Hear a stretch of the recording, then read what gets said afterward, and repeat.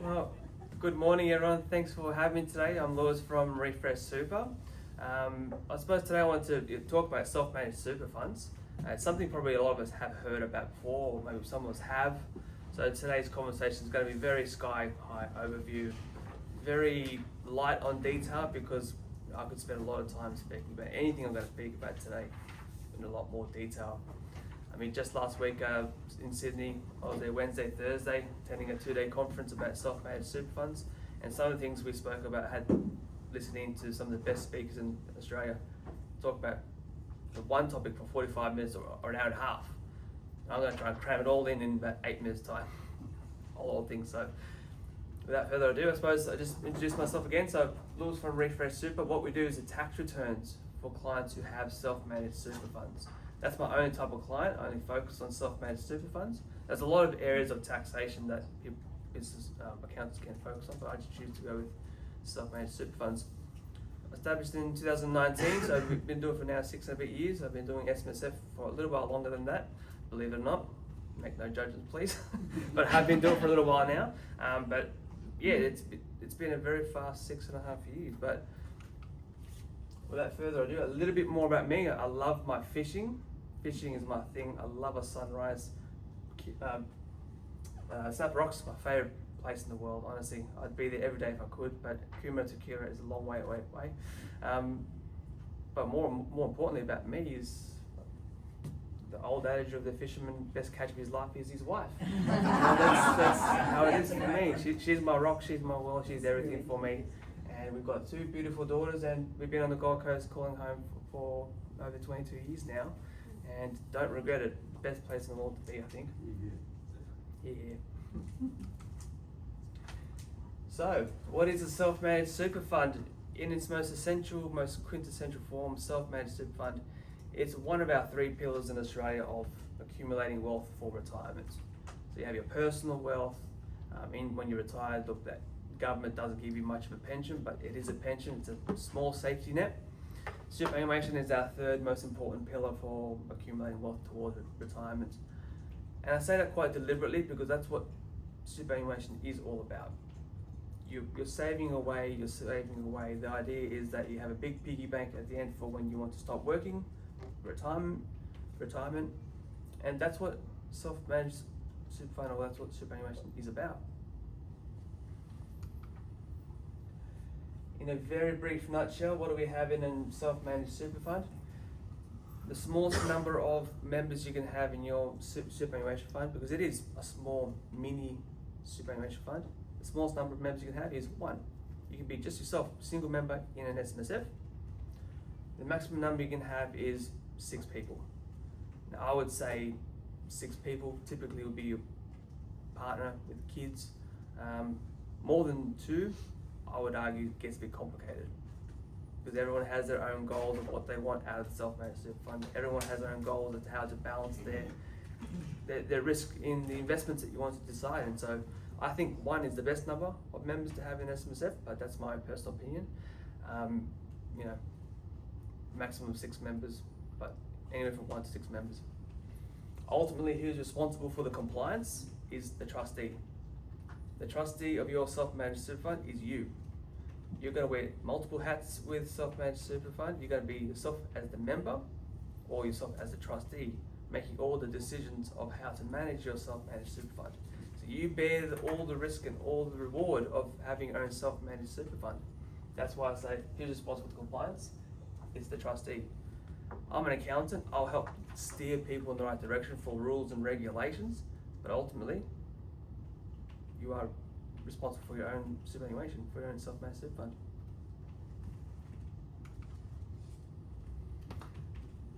The one question I get the most, more than anything else, why choose an SMSF?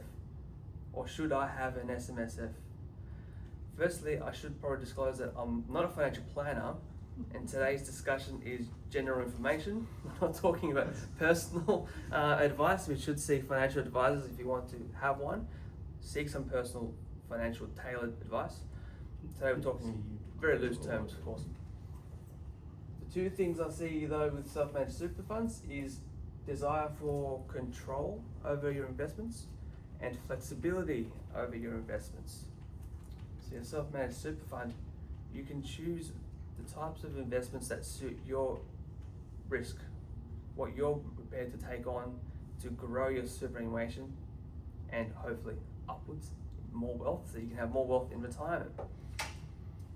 Choice of assets, typically the most classic examples in our self-managed super funds are property or shares. Probably the biggest value of assets in superannuation as a whole is fund enough cash. More SMSFs hold cash, or cash type assets and shares more than anything else, which I think is a crying shame because my cash in my account doesn't earn much interest these days, or not enough to accumulate towards retirement. So you need to be investing it to actually get the best out of your self-managed super funds. Other more popular choices for control of assets you buy is cryptocurrency, gold assets. I've seen the most weirdest and most wonderful assets out there. But these are the choices we can make which actually suit us as the members and the trustee of our own self-managed super fund. Very briefly, what's involved? What do you do with a self-managed super fund? So we create the self-managed super fund. It has a deed. The trust deed is the most important document you'll ever have with a self-managed super fund. It lays down the rules and foundations of how you're going to run your own self-managed super fund. Most deeds are very similar, the trust deed, but they're not all the same. And that's what catches a lot of people out. They think their deed tells them what they're allowed to do or not allowed to do. Some people, let's be honest, they won't read their deed ever, but their deed will say what they can and can't do. So, the lesson out of this today is that your deed is the only thing that matters the most when you have your own self-managed super fund. Practically speaking though, we have to open a bank account. Your SMSF has its own bank account. That's what receives your rollovers in, your contributions. That money is then turned into investments. Any expenses you have to pay comes from the SMSF bank account. Of course, as I mentioned before, we're managing those investments. We're buying and selling, and you're trading, or you're monitoring your investment performance. That's what we're doing on a day-to-day basis. And of course, every year we have to lodge a tax return. I'm an accountant that can help you lodge those tax returns. I can tell you I've had many times people approach me and say, "Oh, Lewis, I didn't know my SMSF had to lodge a tax return." And how long ago was that? 5 years ago. So I've had to catch them up very quickly to lodge their tax returns. And by the way, today I'm trying to keep it as brief as possible because I would like to have some time at the end for some question time. Like I said before, we're very high level over here. There's a lot more groundwork here. There's a lot more questions we can probably talk about. Who does it suit best? Simple criteria. I couldn't make it any simple as this. I think a good fit is someone who's engaged in their assets in terms of, they're actively involved in how to accumulate that wealth towards retirement. Passive, set and forget. Look, there's an argument that you could buy your assets, buy and hold your assets. Like, you're only going to buy one property and then hold that property for a number of years. You're not going to actively trade your property. So that's a different thing there. You can buy and hold, like your cryptocurrency, for example. You can buy and hold it, the HODL thing, just hold it, ride the wave, But I would argue that if you're not actively involved with your SMSF and you're incurring fees for running that SMSF on a regular basis, well, you could also just let it sit in your existing big industry super fund that manages it for you. That's what your industry super fund does. It manages it for you. The difference is they manage it for thousands of members, for everyone's benefit as best they can, not tailored to you and your own circumstances. So it's as simple as that. You're either engaged and you actively want to be part of it, or you're not. There's a lot more variables to it, of course, not just that. But a good question I get a lot is, well, what's the minimum balance? How much should I have before I have my own self-managed super fund? And the true answer really is that there is no minimum. There is no minimum number you must have. There is no rule or regulation that says you must have $500,000. But we have to be sensible. Having a self-managed super fund, it costs money to start up. It costs money to run as in to pay for an accountant, as an SMSF auditor. As a percentage, you don't want to be spending way too much just to have an SMSF, only then to invest into assets that maybe don't perform as good as you wanted to. What the true answer is, what the correct answer is it's up to you. What you're prepared to pay, what you're prepared to have in your self-managed super fund. Minimum balance is something that it's hard for me to put an answer on, because as soon as I say one answer, people with over that number will say, oh yeah, I should have an SMSF. Law said that's the minimum. No, that's not going to happen today. If you see a financial planner though, they're usually governed by their licensee that says you can't give advice to someone who has less than usually $500,000. The lowest I see is $250,000.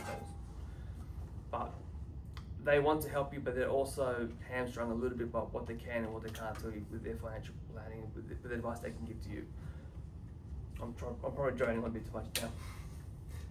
Some key risks to talk about. I think I'm not in any particular order, but there is a time commitment.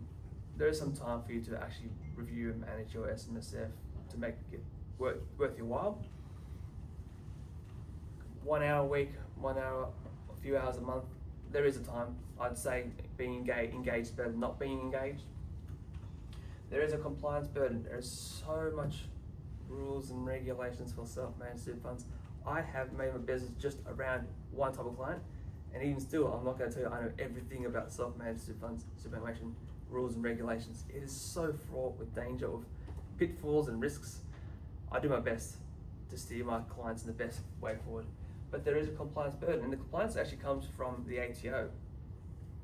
If you don't do it right, and if you're breaching the rules and regulations, they have fines that they can administer to the trustee. It ranges from a very low sum to a very high sum, but they are there. They have ways to rectify a situation if you have made a mistake, but the highest maximum is $13,300 per offence, and per offence per trustee. So if you have two trustees, two individuals, you each get pinged $13,300 for each offence. An offence, as an example, is accessing super before you're allowed to. Each withdrawal you make is an offence. So if you've got 10 times in the year that you pull that money, that's 10 offences times how many trustees you have, the number starts to spin up. So there is a big risk of not doing it right. I haven't spoken a lot about today. There's so much more I can speak on. Today I wanted to have some question time as well. Some final thoughts I wanted to say is that, of course, self-managed super funds, they are something that gives you freedom and control of how you set the pathway towards retirement, accumulating that wealth towards retirement, but they do come with that responsibility. If you get it right, you are going to reap those rewards. You get it wrong, well, that's a big nest egg that you don't have now in retirement. We can access that money by default at age 65, and this is why I say be wary of scammers. There are scammers out there that will tell you, hey, I can set up that self-managed super fund for you, and you can do whatever you want with it, or for a big commission, I'll take a little bit of that super you're taking, you're setting your SMSF with, and you can do whatever you like. No, you can't do whatever you like. I mean, recently, I won't name names today, but recently I have heard of a advisor person out there telling clients to go ahead and set up SMSF, a 10% commission on whatever you roll in. So he's making a good bit of coin when you set up SMSF. Oh, by the way, he says you can do whatever you want. So these clients apparently, allegedly, have been buying jet skis, cars, renovating their home, paying their bills, propping up their business. This is a big mess. This is going to be a big mess. So that is a scammer in the way that they've taken money from you to set up an SMSF. Of course, there are scammers out there who will try to get your money from any other way. Superannuation is probably the easiest target for a lot of scammers, targeting especially older people who just aren't aware of what they're allowed to do. They just don't have it. They're not financially savvy, perhaps, and they'll definitely take advantage. I don't want to end on that note, but basically I want to say that we always have to be educating ourselves, getting financial advice. Do see a financial plan if you want that advice.